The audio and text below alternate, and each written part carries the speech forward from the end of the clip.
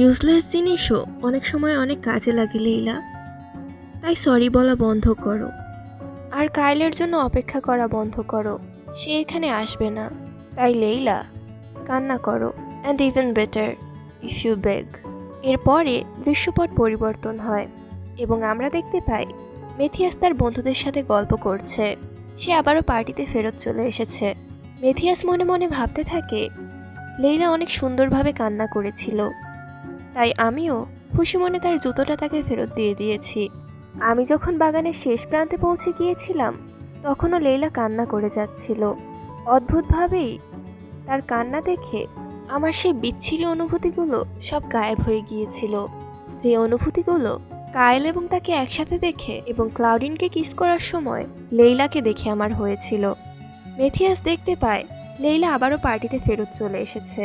সে মনে মনে ভাবতে থাকে, আজ লেইলা নিজের এবং কাইলেটমানের মধ্যে পরিষ্কার ব্যবধানটা দেখতে পাবে। লেইলা দেখতে পায় কায়েল তার পরিবারের সাথে ব্যস্ত আছে এবং দেখেই বোঝা যাচ্ছে সেখানে কিসের জন্য এত আয়োজন চলছে। লেইলা তখন একজন কাজের লোককে ডাক দেয় এবং বলে, আপনি কি দয়া করে কায়েলকে বলতে পারবেন আমি আগেই চলে যাচ্ছি। এটা বলে লেইলা বাড়ির উদ্দেশ্যে রওনা দেয়। সেই লোকটা তখন দ্রুত কাইলের দিকে অগ্রসর হতে থাকে, যেটা দেখে মেথিয়াস তার পথ রোধ করে দাঁড়ায় এবং বলে, তুমি কি আমার জন্য কাউন্ট কেইলনকে ডেকে আনতে পারবে? মেথিয়াস হচ্ছে এই বাড়ির মালিক, তাই তার অর্ডার পালন করা সবার প্রথমে। লোকটি দ্রুতই কাউন্ট কেইলনকে ডাকতে চলে যায়। মেথিয়াস তখন মনে মনে ভাবতে থাকে, ও কখনোই কাউন্ট কেইলনকে খুঁজে পাবে না, কারণ সে অনেক আগেই পার্টি ছেড়ে বাড়ি চলে গিয়েছে। আমি ওকে তাকে ডাকতে বলে শুধুমাত্র সময়ের অপচয় করেছি। সে বারান্দা থেকে লেইলার চলে যাওয়া দেখতে থাকে এবং ভাবতে থাকে, লেইলা এমন একজন যে কিনা নিজের জিনিস নিজের সর্বোচ্চ দিয়ে রক্ষা করে, আর যা তার না সে ব্যাপারে সে একটুও কেয়ার করে না। লেইলা একবারের জন্য পিছনে ফিরে তাকায়নি, যেন তার এখানে থাকার কোনো ধরনের কারণ নেই। কাজের লোকটি তখন আবারও মেথিয়াসের কাছে ফেরত চলে আসে এবং বলে, আমি দুঃখিত, মনে হচ্ছে কাউন্ট কেইলন অনেক আগেই চলে গিয়েছে। মেথিয়াস তখন তাকে বলে, তাই বুঝি, তোমার পরিশ্রমের জন্য তোমাকে ধন্যবাদ।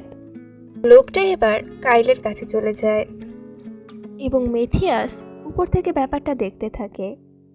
কায়েল যখন শুনতে পারে যে লেইলা চলে গিয়েছে, সে দৌড়ে বাইরে চলে যায়। এটা দেখে মেথিয়াসের মুখে হাসি ফুটে ওঠে এবং সে মনে মনে ভাবতে থাকে, এখন গিয়ে আর কোনো লাভ নেই, কারণ লেইলা অনেক আগেই বাড়ি চলে গিয়েছে। সে বাইরে গিয়ে লেইলার নাম ধরে ডাকতে থাকে, কিন্তু কোথাও সে লেইলার কোনো চিহ্ন খুঁজে পায় না। আর এভাবেই সেদিনের সন্ধ্যার সমাপ্তি ঘটে। আঙ্কেল বিলের ভাই মারা যাওয়ার কারণে 3 দিনের জন্য তাকে সেখানে যেতে হয়। আঙ্কেল বিল লেইলার জন্য বেশ চিন্তিত হয়ে পড়ে এবং সে বারবার লেইলাকে জিজ্ঞেস করে তাকে ছাড়া লেইলা থাকতে পারবে কিনা, যার উত্তরে লেইলা আঙ্কেলকে বারবার আশ্বস্ত করতে থাকে। আঙ্কেল তখন লেইলাকে জিজ্ঞেস করে, তুমি সেদিন একা কেন ফিরে এসেছিলে? কাইলের সাথে কি তোমার কোনো ঝামেলা হয়েছে? উত্তরে লেইলা বলে, কোনো ঝামেলা হয়নি আঙ্কেল। আঙ্কেল তখন তাকে বলে, তাহলে ঠিক আছে, তোমার কি মনে আছে আমি তোমাকে কি কি বলেছি? অবশ্যই মনে আছে।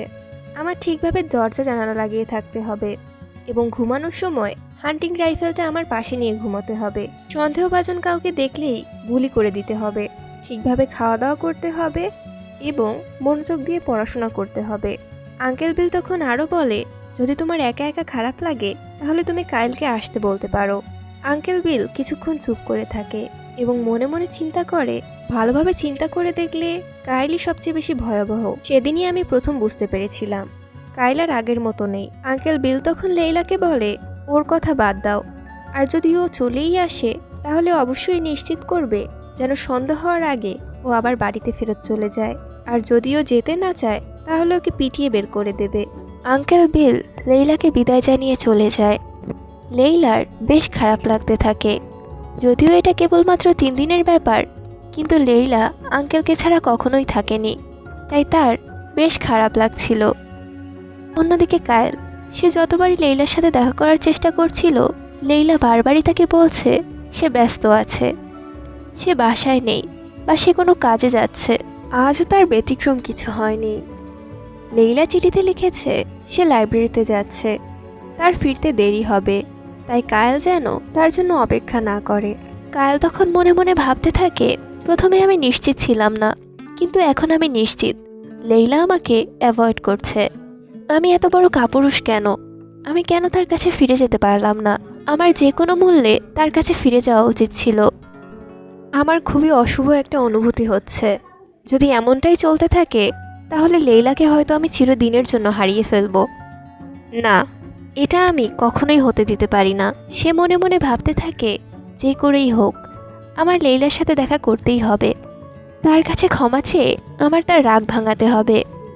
সে সাথে সাথে তার সাইকেল নিয়ে বেরিয়ে পড়ে। লেইলার বাসায় এসে কায়েল দেখতে পায় লেইলা আজ লাইব্রেরিতে যায়নি, যদিও সে চিঠিতে লাইব্রেরির কথা লিখেছিল। সে বাসায় আছে এবং ঘরের কাজ করছে। কায়েলকে দেখতে পেয়ে লেইলা কিছুটা অবাক হয়। কায়েল লেইলার সাথে কথা বলার ইচ্ছা প্রকাশ করলে লেইলা তখন তাকে বসতে বলে। কায়েল তখন তাকে বলে, আমি দুঃখিত লেইলা, সব কিছু আমার ভুলের জন্য হয়েছে। লেইলা অবাক হয়ে তাকে জিজ্ঞেস করে, তুমি ক্ষমা কেন চাইছো? উত্তরে কায়েল বলে, আমি তোমাকে সেদিন বলেছিলাম আমার জন্য অপেক্ষা করার জন্য, কিন্তু শেষ পর্যন্ত আমি নিজেই সময় মতো ফিরতে পারিনি। লেইলা তখন তাকে থামিয়ে দিয়ে বলে, আমি সে কারণে তোমার উপর একদমই রাগ করিনি কায়েল। কায়েল তখন তাকে জিজ্ঞেস করে, তাহলে তুমি আমাকে অ্যাভয়েড কেন করছো লেইলা? লেইলা তখন চুপ হয়ে যায় এবং তার সেদিনের কথা মনে পড়ে যায়। সে মনে মনে ভাবতে থাকে, সেদিন আমার একটা কথা মনে পড়ে গিয়েছিল, যে কথাটা আমি অনেক দিন যাবৎ ভুলে গিয়েছিলাম। সেদিন আমি স্পষ্টভাবে দেখতে পেয়েছিলাম কায়েল এবং আমার মাঝে অনেক বড় তফাৎ রয়েছে। কায়েল আমার প্রকৃতপক্ষে একজন বন্ধু ছিল। আমি অনেক খুশি হয়েছিলাম যখন কায়েল প্রথমে আমার দিকে হাত বাড়িয়েছিল। কায়েল আমাকে দয়া অথবা করুণার দৃষ্টিতে দেখেনি, সে আমাকে প্রকৃতপক্ষে একজন মানুষ হিসেবে দেখেছিল। লেইলার তখন ছোটবেলার আনন্দের স্মৃতিগুলো মনে পড়তে থাকে। লেইলা আরও ভাবে, সেদিন বাড়ি ফেরার পথে আমি দীর্ঘ সময় যাবৎ চিন্তা করেছি, বাচ্চাদের কেন বড় হয়ে যেতে হয়, কেন তারা সবসময় ছোটই থাকতে পারে না। লেইলা তখন কায়েলকে বলে, কায়েল, আমার মনে হয় আমাদের মাঝে কিছুটা দূরত্ব তৈরি করা উচিত। যেটা শুনে কায়েলের মাথায় যেন আকাশ ভেঙে পড়ল। এসব তুমি কি বলছো লেইলা? কায়েল কিছুক্ষণ চিন্তা করে এবং বলে, তুমি কি সেদিন ব্যাপারটা দেখতে পেয়েছিলে? উত্তরে লেইলা বলে, হ্যাঁ, আর এই কারণেই আমি বলছি আমাদের মাঝখানে দূরত্ব তৈরি করা উচিত। আমি চাই না আমাদের বন্ধুত্বটা নষ্ট হয়ে যাক। কায়েল তখন তাকে বলে, লেইলা, তুমি কি বুঝতে পারছো তোমার কথার মধ্যে যে কোনো যুক্তি নেই? এটা কখনোই সম্ভব না, আমি এটা কখনো হতে দেব না। উত্তরে লেইলা বলে, এটাই আমাদের জন্য ভালো হবে কায়েল, কারণ আমি তোমাকে হারাতে চাই না। কায়েল তখন লেইলাকে বলে, আর তোমাকে কে বলেছে যে আমি তোমাকে হারাতে চাই? আমিও তোমাকে হারাতে চাই না লেইলা, আর এই কারণেই আমি আমাদের মাঝে দূরত্ব তৈরি করতে দিতে চাই না। কায়েল তখন লেইলার হাতের উপর নিজের হাত রাখে। লেইলা তখন মনে মনে চিন্তা করে, তুমি কেন বুঝতে পারছো না কায়েল, আমাদের এখন বড় হওয়ার সময় হয়ে গিয়েছে। লেইলা তখন কায়েলের হাত থেকে নিজের হাতটাকে ছাড়িয়ে নেয় এবং উঠে দাঁড়ায়। লেইলা কায়েলকে বলে, কায়েল, দুপুরের খাবার সময় হয়ে গিয়েছে, আমার মনে হয় তোমার এখন বাড়ি যাওয়া উচিত। এটা বলে লেইলা সেখান থেকে চলে যায় এবং কায়েল সেখানে একাই বসে থাকে। রিটি ম্যাথিয়াসকে পর্যবেক্ষণ করছে, যে কিনা এই গরমের মধ্যেও অনেক টাইট একটা স্যুট পরে আছে এবং নিজের পারফেক্ট ইমেজ বজায় রাখছে।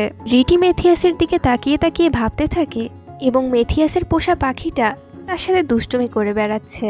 এই পাখিটার কয়টা জীবন আছে? এটার এত সাহস কিভাবে হতে পারে? আমি নিজের চোখকে একদমই বিশ্বাস করতে পারছি না।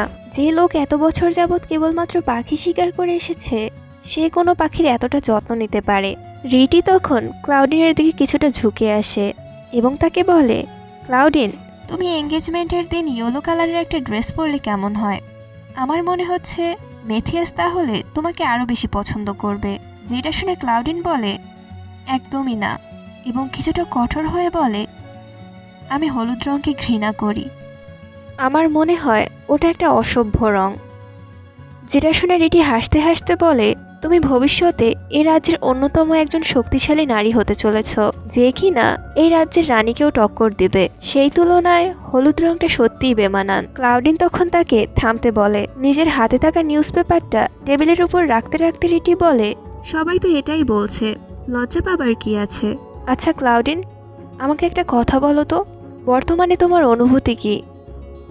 মেথিয়াসকে বিয়ে করার পরে তুমি সত্যিকার অর্থে একজন প্রিন্সেসে পরিণত হতে যাচ্ছ। তুমি কি খুশি?